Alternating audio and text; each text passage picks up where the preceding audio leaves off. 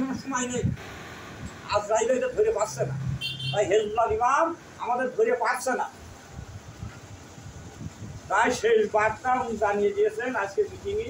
সম্মানিত সভাপতি মহোদয় আপনাদেরকে সেই দিক নির্দেশনা দেবেন, যদি পারেন থাকবেন, না পারেন কী করবেন, কিরাম করে যাবেন। কাকড়া ছেলে এই শিয়ের এটা বিয়ে আসছে, দুই দিকে দুই বাদ্যযন্ত্রের সাথে ভোগে বসে রয়েছে। এখন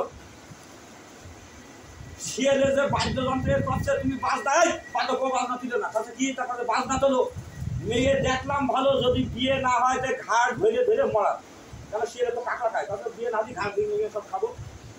এখন এই শব্দ যখন ওদের কানে গিয়েছে, ওই কাঁকড়াদের প্রতিনিধি কথায় থাম থাম থাম, ওরা কি বাজাচ্ছে শুনতে, তার কাছে ওরা বাজাচ্ছে যে মেয়ে দেখলাম ভালো, বিয়ে না হলেই ঘাট ভেঙে ভেঙে মরা।